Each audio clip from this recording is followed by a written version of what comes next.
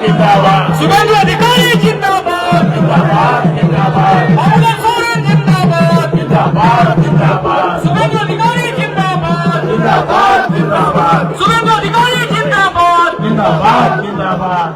पश्चिम बंगाल का रिलेशन बहुत तगड़ा है, बहुत मजबूत है, बहुत दिन का है। हमारी पश्चिम बंगाल का जो बॉर्डर है झाड़ग्राम, वहाँ से आपका दूरी 1-1.5 घंटा का है। सबको साथ रिलेशन भी अच्छा है। सब पत्रकार बंधु को मैं जितना भी print media, electronics media, YouTuber, portal, सब लोग को मैं बीजेपी की ओर से और नेता प्रतिपक्ष के नाते पश्चिम बंगाल बीजेपी की ओर से मैं आपको सबको स्वागत करता हूं। अशोक भाई ने आप सबको बता दिया हमारा मुद्दा। विद्युत जी है, वो बहुत बड़ा लीडर है, सांसद है, और हमारी डिस्ट्रिक्ट प्रेसिडेंट जी साहू जी है, और प्रत्याशी सोरेन भाई जी भी यहाँ है।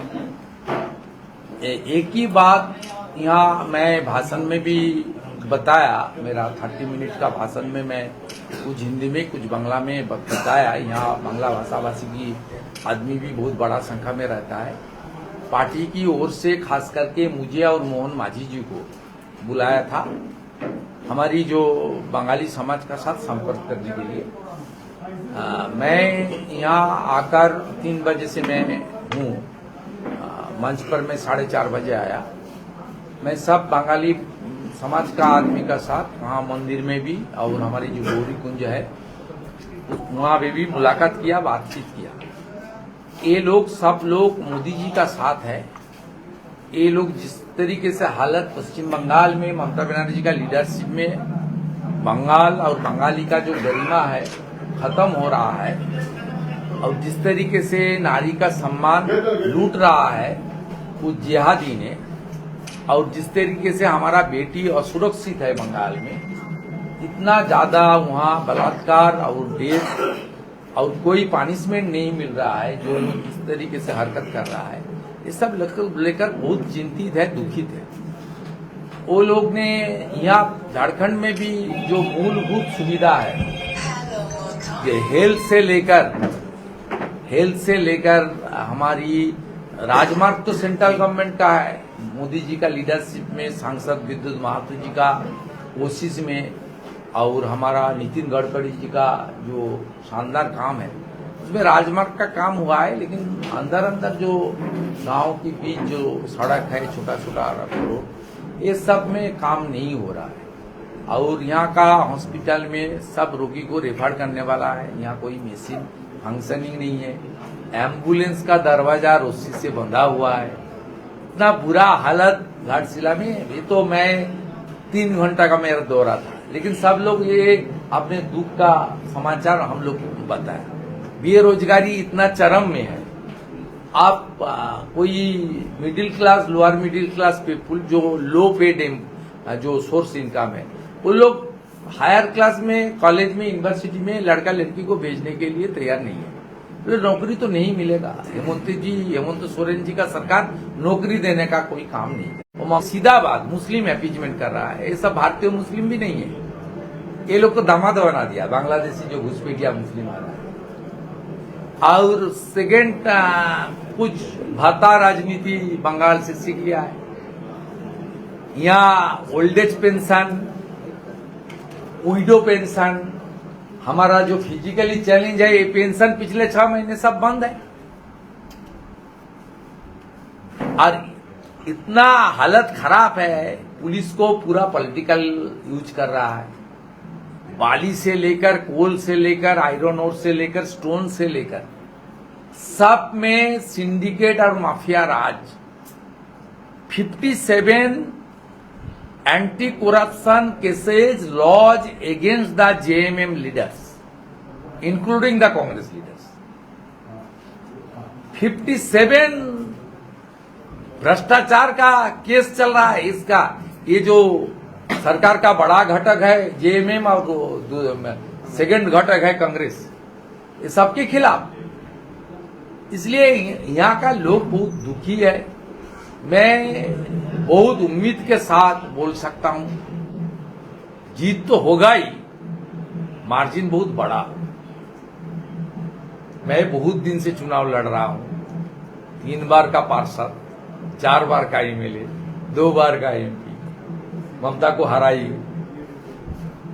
लखन सेठ जब सीपीएम का मुख्यमंत्री लीडर था, बड़ा लीडर, उनको भी मैं 1,73,000 वोट में पार्लियामेंट में आया। इसलिए मेरा जो 3 घंटा 3.5 घंटा का दौरा में जो मैं मेल ले लिया आम वोटर से, और भाजपा का कार्यकर्ता जब जनरल इलेक्शन हुआ था, मैं आज खुल के बता रहा हूं, तब सब लोग बाबूलाल सोरेन जी का साथ नहीं दिया। आज इतना अच्छा माहौल वहां हो गया, हर भाजपा कार्यकर्ता, हर विचारधारा से जुड़ा हुआ आदमी, सब लोग एक साथ यहाँ कमल खिलाने के लिए जी जान लगाकर मेहनत कर रहा है। इसलिए मैं दावा का साथ बोलना चाहता हूँ, घाटशिला इस बार कमल खिलेगा और ये सीट भाजपा और एनडीए चुनाव जीतेगा। बाबूलाल सोरेन जी एक सेवक है, उन्होंने अच्छा काम करेगा। वो विद्युत महतो जी का साथ लेकर एमपी एमएलए एक साथ काम करेगा, और जो मुद्दा असेंबली में उठाना चाहिए वो मुद्दा वो उठाएगा भी, और एमपी लेड एमएलए लेड सब मिला के विकास का काम भी करेगा। यहाँ जो हमारा हिंदुस्तान कॉपर इतना दिन बंद पड़ा हुआ था, अभी खुलने वाला है, 1 यूनिट चालू भी हुआ है, कलकत्ता में उनका हेड ऑफिस है। ये हमारी किशन रेड्डी जी का जो मिनिस्ट्री है, माइंस डिपार्टमेंट के अंदर आता है। विद्युत महतो जी काफी कोशिश कर रहा है, बाकी इसको पूरा फुल फ्लेजेड चालू करके यहाँ को जो बेरोजगार नौजवान दूसरा प्रदेश में भाग रहा है, यूपी में जा रहा है, उड़ीसा में जा रहा है, वहां महाराष्ट्र में जा रहा है, छत्तीसगढ़ में जा रहा है, ये लोग को वापस लाकर यहाँ आने वाला दिन में काम देने का काम भी हम लोग ही करेंगे। हो गया मेरा किसी को कोई प्रश्न है तो आज आपने भाषण में दो बातें प्रमुख रूप से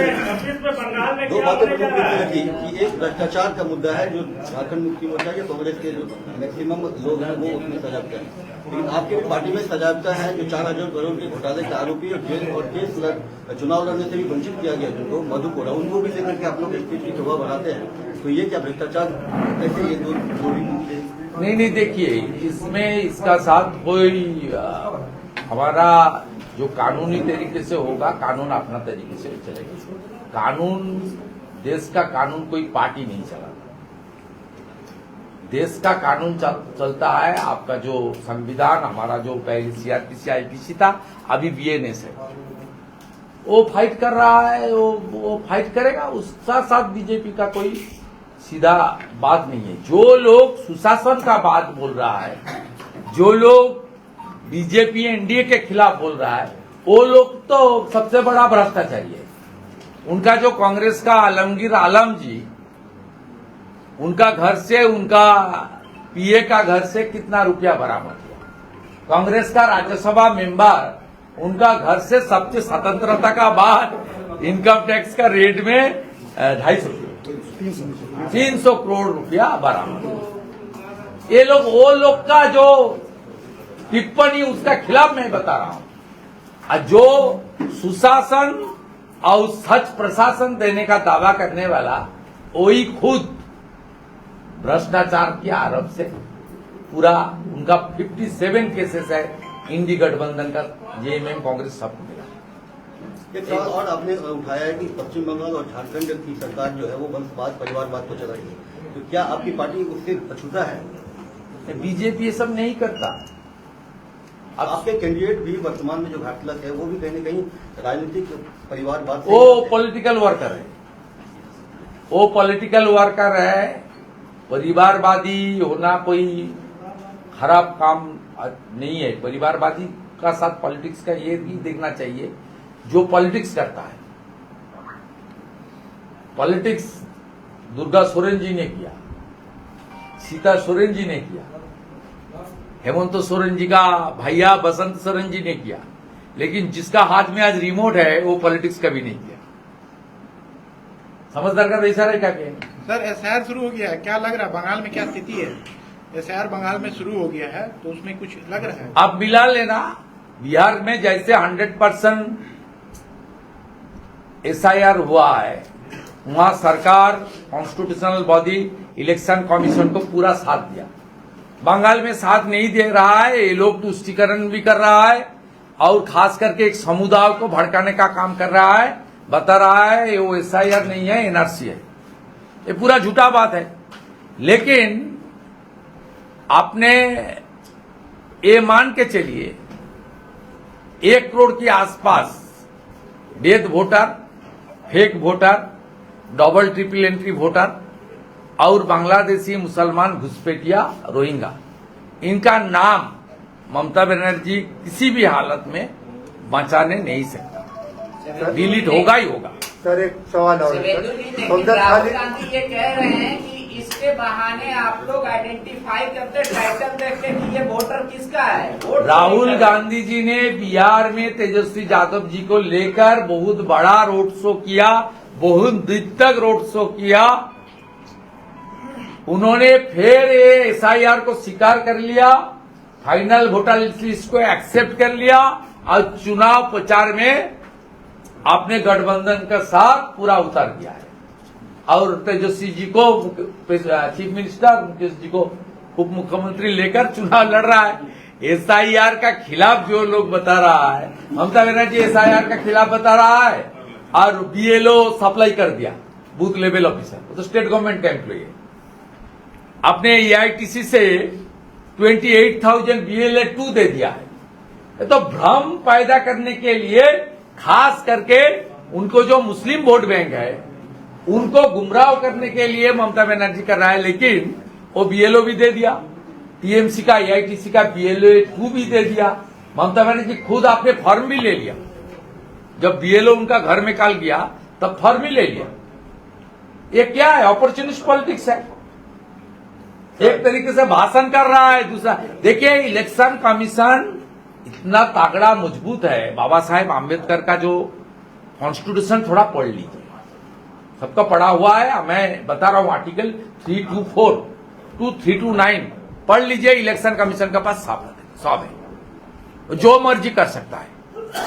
इलेक्टोरल रोल बनाने का काम इलेक्शन कमीशन का है और 7 फरवरी 2026 इलेक्शन इलेक्टोरल रूल सही तरीके से नहीं आएगा तो बंगाल में अप्रैल महीने तक सरकार नहीं बनेगा और 4 मई 2026 सरकार नहीं होगा तो किसी को डिमांड करने की जरूरत नहीं है, आधे रात से राष्ट्रपति शासन लागू हो जाएगा। हेमंत सोरेन का ये कहना है कि हेमंत सोरेन कह रहे हैं SIR लागू नहीं होने देंगे। कॉन्स्टिट्यूशनल बॉडी वैसे ही एक्ट कर रही है जैसा बीजेपी। मैं पार्टिकुलर कोई नेता, कोई CM एडमिनिस्ट्रेटिव पोस्ट में है, टिप्पणी नहीं करूंगा। लेकिन आप थोड़ा कॉन्स्टिट्यूशन पढ़ लीजिए। Election commission of India is a independent constitutional authority. Constitution का 324 से 329 उनको सब पावर दिया है। वो पावर वो यूज करेगा तो उसका ऊपर कहीं नहीं है। सब पार्टी, सब नेता इलेक्शन कमीशन के अंडर में ही आता है। इसलिए भाषण में बोलना, वो बिहार में हम लोग देख लिया, बंगाल में भी देख रहा है, झारखंड में भी आने वाला दिन में हम लोग देख लेगा, कोई दिक्कत नहीं। घुसपैठिया, मुस्लिम घुसपैठिया नहीं रहेगा। प्रधानमंत्री जी 15 अगस्त लाल किला से ऐलान कर दिया, सीधा कश्मीर से कन्याकुमारी देश हमारी। और जो हिंदू है, सिख है, जैन है, बुद्धिस्ट है, क्रिश्चियन है, पारसी है, जो अफगानिस्तान, पाकिस्तान, बांग्लादेश से अपने धर्म को रक्षा करने के लिए भारत में आ रहा है, उनको CAA के अंदर उनको सिटीजनशिप देगा। वो हमारी शरणार्थी है, वो घुसपैठिया नहीं है। और जो बांग्लादेश से मुस्लिम और रोहिंग्या आ रहा है वो घुसपैठिया है, उनके लिए 0 टॉलरेंस। इसलिए पटना में अमित शाह जी ने 3 बात बताया, कान खुल के सुन लीजिए। 1 डिटेक्ट, 2 डिलीट, 3 डिपोर्ट। मैं एक चीज पूछ रहा हूँ, आपका सेंट्रल के अधीन आता है नेशनल हाईवे, हजारों करोड़ रुपया का उसमें बना, पर आज तक जो उसकी होनी चाहिए और उसमें अब तक लगातार मौतें हो रही है। पर आपके सेंट्रल में सांसद है बीजेपी के विद्युत दा, उनको इतना कागज दिया गया, आवेदन दिया गया, पर अभी भी वो मूक दर्शक बने हुए, क्यों? ना मूक दर्शक नहीं है। अभी तक मैं वो बता रहा हूँ अंडरपास- विद्युत जी, कई जगह में विद्युत अंडरपास जी नहीं- बहुत अंडरपास नहीं विद्युत बनी। महातो बहुत साउंड एमपी है जी पार्लियामेंट का। आप देख लीजिए कार्य विवरणी जी। जी, वो दिल्ली में जब रहता है, मेरा भाई भी एमपी है सोमेंदु अधिकारी, जी। सब लोग बताता है विद्युत जी हर मंत्री का पास घूमता है इस क्षेत्र का, खास करके झारखंड का विकास के लिए। सेंट्रल के अंदर ही तो NH आ रहा है। आप स्पेशल- और वहाँ पे अंडरपास की जरूरत है। दादा, अभी तक नहीं लगता है लगता है। स्टॉप बांग्लादेश। राजा बोलने दीजिए, जिनको आप चुनाव चल रहा है ना, विद्युत जी बोल रहे हैं। जमा हो गया है, अब उसका टेंडर होने वाला है। इसका ये वाला आपका जो फुल आप सैंक्शन लेटर ले लेना भैया। जर्जर हो रहा है। हजारों करोड़ रुपए का क्या होता है? अरे यार डिबेट तो नहीं है यार। अरे भाई साहब सुन लीजिए, मेरा एक्सपीरियंस सुन लीजिए। मैं पार्टी छोड़ के बता रहा हूँ। मैं कोलाघाट में गाड़ी में उठा 12:40 में, आज 3:10 में मैं यहाँ पहुंच गया। 175 किलोमीटर, पहले ये रोड में 6 घंटा लगता था।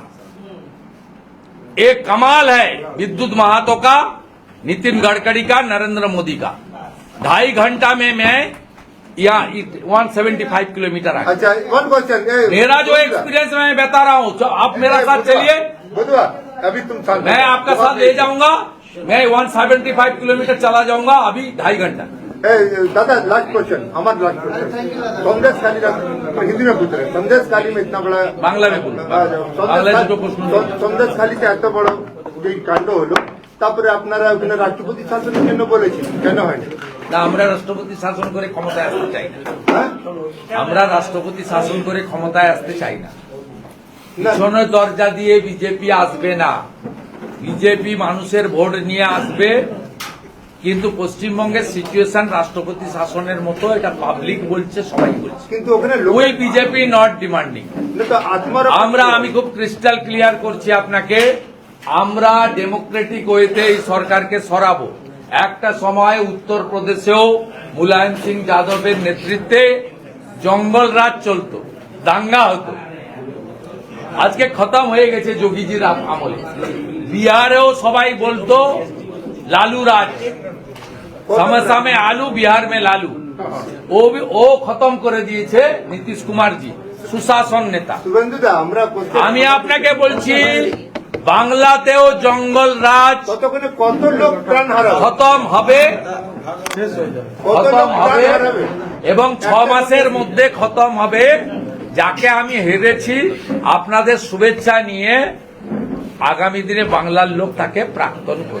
বাংলার লোক তো আগেও এসেছিল, আপনাকে এমএলএও দিয়েছিল, কিন্তু ওরা সুরক্ষিত পেল না, তারপরে পলায়ন হলো না। আপনি বলুন, বিজেপি 3 থেকে 77 হয়েছে, হ্যাঁ, বিজেপি 16তে ছিল 3, হ্যাঁ, 21 হয়েছে 77, হ্যাঁ। আর 6 মাসের মধ্যে বিজেপি 177 হবে। ট্রাস্ট মি, আপনারা ঘাটশিলাতে রাষ্ট্রবাদের জয়কারা লাগান, রাষ্ট্রবাদের জয়কারা এখান থেকে লাগান এবং মোদিজির হাত শক্তিশালী করুন। পায়েলগামে এই প্রথমবার জঙ্গিরা বস্ত্র সরিয়ে হাতের তাগা দেখে কালমা পড়তে না পারার কারণে খুন করেছে। প্রত্যেকটা ভোট এর বদলা নেওয়ার জন্য।